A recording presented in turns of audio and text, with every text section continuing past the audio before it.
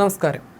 നിലമ്പൂർ ഉപതെരഞ്ഞെടുപ്പിൽ തൃണമൂൽ കോൺഗ്രസ് സ്ഥാനാർത്ഥിയായി മത്സരിക്കാനുള്ള PV അൻവറിന്റെ നാമനിർദ്ദേശ പത്രിക തള്ളിയതോടെ പാർട്ടി ചിഹ്നത്തിൽ മത്സരിക്കാനുള്ള സാധ്യതയടഞ്ഞു. എന്നാൽ സ്വതന്ത്ര സ്ഥാനാർത്ഥിയായി അൻവറിന് മത്സരിക്കാം. പത്രികയിൽ സാങ്കേതിക പിഴവുണ്ടെന്ന് കണ്ടെത്തിയതോടെയാണ് പത്രിക തള്ളിയത്. അതേസമയം ഇതും അൻവറിന്റെ നാടകമാണെന്ന വാദങ്ങളും ഉയരുന്നുണ്ട്. ദേശീയ പാർട്ടിയല്ലാതെ തൃണമൂൽ കോൺഗ്രസിന്റെ സ്ഥാനാർത്ഥിയായി മത്സരിക്കുന്നതിന് നോമിനേഷനിൽ 10 പേർ ഒപ്പിടണമായിരുന്നു. ഇത് ചെയ്തിട്ടില്ലെന്ന് കണ്ടെത്തിയതിനെ തുടർന്നാണ് പത്രിക തള്ളിയത്. മുൻപ് മത്സരിച്ച് പരിചയമുള്ള അൻവറിന് ഇതിനെക്കുറിച്ച് ബോധ്യമുണ്ടായിരുന്നില്ലേ എന്ന ചോദ്യമാണ് ഇതും അൻവറിന്റെ നാടകമെന്ന തരത്തിൽ വിമർശനങ്ങൾ ഉയർത്തുന്നത്. TMC സ്ഥാനാർത്ഥിയായി PV അൻവർ സമർപ്പിച്ച പത്രികയിൽ പ്രശ്നമുണ്ടെന്ന് വരണാധികാരി അറിയിച്ചു. കേരളത്തിൽ രജിസ്റ്റർ ചെയ്യാത്ത പാർട്ടിയുടെ സ്ഥാനാർത്ഥിയായി അൻവറിന് മത്സരിക്കാനാകില്ലെന്നാണ് തെരഞ്ഞെടുപ്പ് കമ്മീഷൻ അറിയിച്ചിരിക്കുന്നത്. ഈ സാങ്കേതിക തടസ്സങ്ങൾ ചൂണ്ടിക്കാട്ടിയാണ് സൂക്ഷ്മ പരിശോധനാ വേളയിൽ പത്രിക തള്ളിയത്. പത്രികയിൽ പുനഃപരിശോധന വേണമെന്ന് PV അൻവർ ആവശ്യപ്പെട്ടിട്ടുണ്ട്.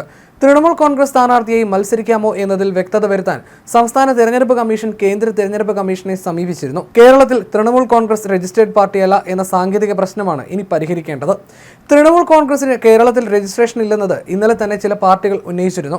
ബംഗാൾ മുഖ്യമന്ത്രി മമതാ ബാനർജിയെ ഉൾപ്പെടെ കേരളത്തിലെത്തിച്ച് പ്രചാരണം നടത്താനുള്ള അൻവറിന്റെ നീക്കങ്ങൾ കൂടിയാണ് ഇതോടെ പാളിയിരിക്കുന്നത്. പാർട്ടിയുടെ പേരോ ചിഹ്നമോ ഉപയോഗിച്ച് അൻവറിന് പ്രചരണം നടത്താൻ സാധിക്കില്ല. ജനകീയ പ്രതിപക്ഷ പ്രതിരോധ മുന്നണി എന്ന പേരിൽ കഴിഞ്ഞ ദിവസം അൻവർ ഒരു മുന്നണിയും രൂപീകരിച്ചിരുന്നു.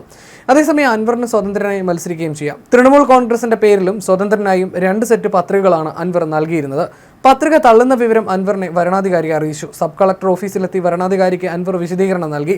അട്ടിമറി സാധ്യത തോന്നിയതുകൊണ്ടാണ് താൻ സബ് കളക്ടർ ഓഫീസിലെത്തിയതെന്നും അൻവർ പറയുന്നു. എല്ലാവരും ഒറ്റക്കെട്ടാണെന്നും താൻ മാത്രം ഒറ്റയ്ക്കാണെന്നും അൻവർ പറയുന്നു. അതേസമയം നാമനിർദ്ദേശ പത്രിക സൂക്ഷ്മ പരിശോധന നടക്കുന്നതിനിടെ അൻവറിന്റെ നാടകീയമായ സന്ദർശനവും ചർച്ചയായിട്ടുണ്ട്. ഇതിനു മുൻപും നിലമ്പൂരിൽ അൻവർ തെരഞ്ഞെടുപ്പിനെ നേരിട്ടത് സ്വതന്ത്ര സ്ഥാനാർത്ഥിയായി തന്നെയാണ്. എന്നാൽ അന്ന് അദ്ദേഹത്തിന് LDFന്റെ പിന്തുണയുണ്ടായിരുന്നു. UDF പിന്തുണയ്ക്കായി അൻവർ കോൺഗ്രസ് മുസ്ലിം ലീഗ് നേതാക്കളുമായി ചർച്ച നടത്തിയെങ്കിലും ചർച്ചകൾ എങ്ങും എത്തിയിരുന്നില്ല.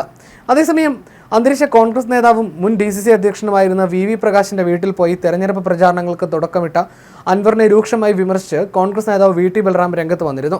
അൻവറിന്റെ അഭ്യാസങ്ങൾ ചീറ്റിയതോടെയാണ് വിമർശനവുമായി ബൽറാം രംഗത്ത് വന്നത്.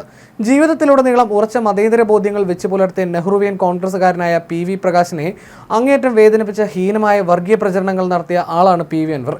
എന്നിട്ടും VV പ്രകാശിന്റെ വീട്ടിൽ പോയി നാടകം കളിക്കാനുള്ള ഉളുപ്പില്ലായ്മ കാണിച്ച അൻവറിനോട് പറയാനുള്ളത്, VV പ്രകാശ് അന്ത്യയാത്രയിൽ പുതച്ചിരുന്നത് കോൺഗ്രസിന്റെ പതാകയാണെന്നും ആ കുടുംബവും എക്കാലത്തും കോൺഗ്രസ് പാർട്ടിക്ക് ഒപ്പമായിരിക്കുമെന്നും VT ബൽറാം ഫേസ്ബുക്ക് പോസ്റ്റിൽ പറഞ്ഞു.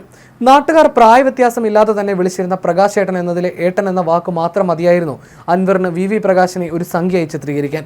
അത് വെച്ചുള്ള പ്രസംഗങ്ങളായിരുന്നു അൻവറിന്റെ ക്യാമ്പയിൻ മുഴുവൻ. അന്ന് അൻവറിനെ തലയിലേറ്റി നടന്നിരുന്ന CPM ഈ പ്രചരണം ഏറ്റെടുത്ത് കൊഴിപ്പിച്ചുവെന്നും ബൽറാം പറയുന്നു. തന്റെ മരണത്തിന്റെ തൊട്ട് മുൻപുള്ള ദിവസങ്ങളിൽ PV അൻവറിന്റെ ഈ ക്രൂരമായ ആരോപണങ്ങൾക്ക് കൃത്യമായ രാഷ്ട്രീയ മറുപടി നൽകിയതിനു ശേഷമാണ് VV പ്രകാശ് ഈ ലോകം വിട്ടു പോയതെന്നും ബൽറാം കൂട്ടിച്ചേർത്തു.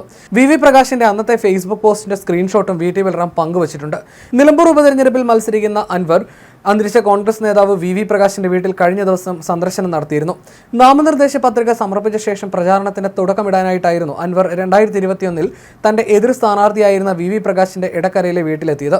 VV പ്രകാശിന്റെ ഭാര്യ സ്മിതയോടും മക്കളോടും അൻവർ വോട്ട് അഭ്യർത്ഥിച്ചു. എന്നാൽ എന്നും കോൺഗ്രസിനൊപ്പം നിൽക്കുമെന്ന് സ്മിത പിന്നീട് പ്രതികരിച്ചു.